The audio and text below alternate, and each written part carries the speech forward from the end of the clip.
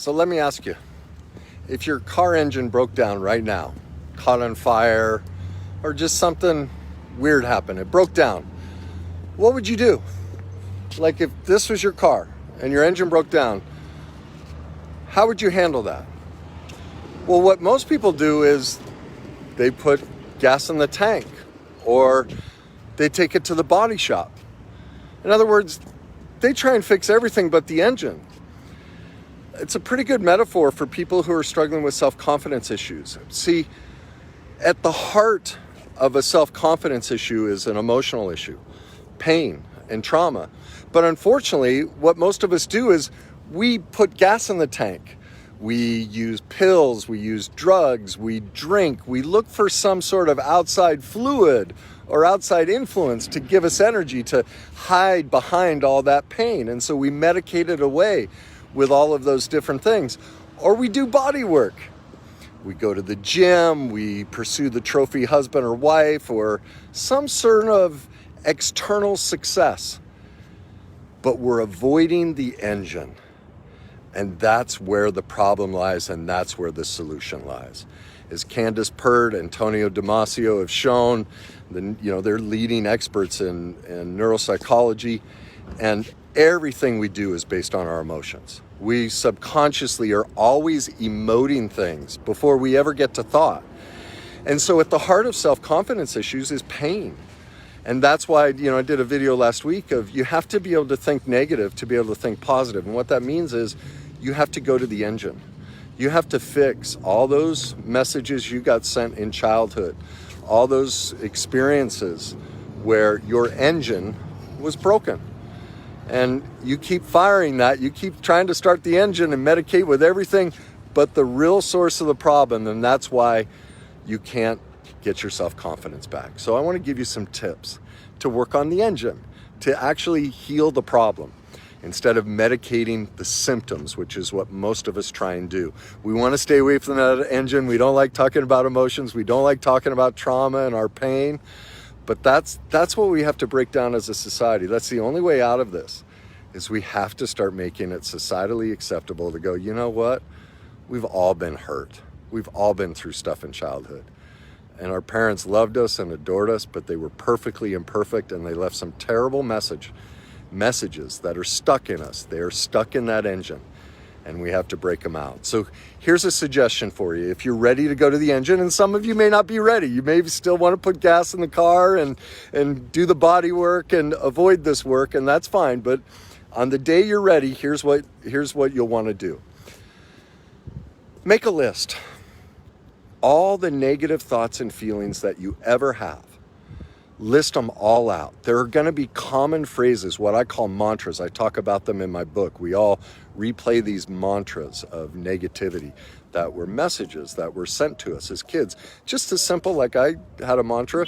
My dad rolled his eyes at me, when I'd ask him for help with homework. Well, the mantra I had was I was stupid.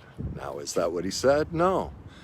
But the emotion of that moment left me with the cognitive thought.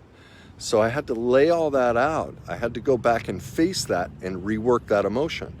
And so you're going to make a list of all of these emotional negative thoughts and feelings you've experienced from teachers, from coaches, from friends, bullies, parents, preachers, everybody that you've ever come in contact with. And you're going to make a list there. The next thing you're going to do is ask yourself, what's the opposite of this? If I could never think or feel this feeling again, what's left over? Like, think of it. If you were to never say or feel that feeling again, what would you feel? Freedom, power, safety, strength, success, pride. That's your greatness. That's who you're meant to be in this world. When you take away everyone else's pain that they've dumped into you, because that's what happens in these moments, is people are just dumping their own unhealed pain into us. Those messages aren't true. They're not who we really are, but we're carrying their pain. And so when you flip it to the opposite like that, you get into reality.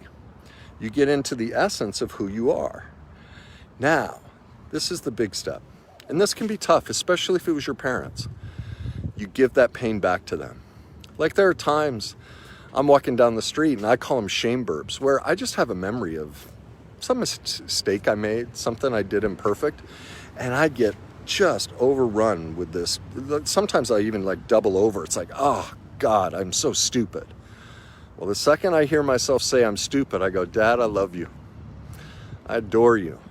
But that's your message. That's the pain you never dealt with. And I take my hand into my chest and I grab that thought and I grab that feeling and I picture myself giving it back to him and saying, Dad, I love you, but I'm not going to carry your pain anymore. That's yours. And I'm sorry you chose not to face it, but I'm not going to do it for you. And that clears it away. The final step is to make a declaration that when those thoughts and feelings come up, you're not going to carry them for them any longer. Okay? So that's the process. 1, ownership. I know it's difficult to admit that the people we love the most hurt us the most. And we don't want to admit that our parents left us these, created all this trauma inside of us. If you don't think your parents did this to you, I want to ask one question, and this will prove it.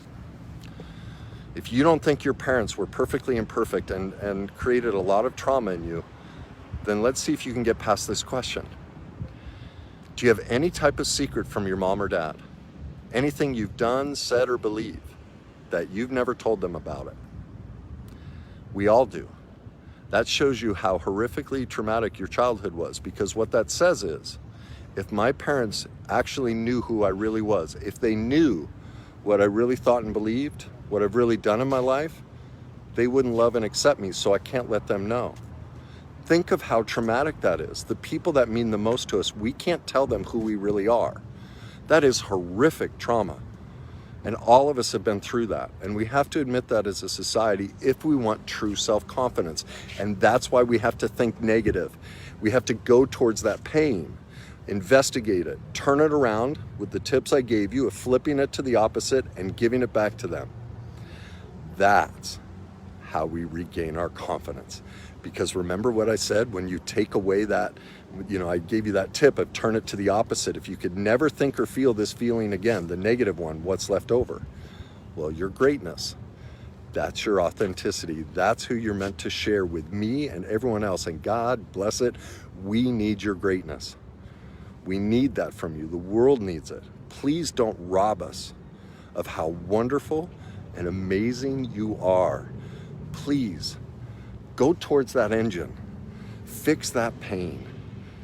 Accept that your parents loved you dearly, but they hurt you. And it's time to let that go. We deserve to see your greatness. So I hope you choose it. Now tune in tomorrow. I was going to make this a 3-part series, but I'm like, there's so much to this that there's more I want to say about it. And tomorrow we're going to cover that as well. All right. So I hope that helped you. Leave me some comments if you're willing to share some of the painful messages that were left for you and you're ready to let them go.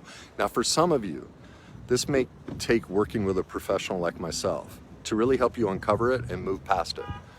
And if you need that, please send me a private message. And if it's not me, then reach out to somebody you trust, somebody you think that can help you, that's an expert in these types of things.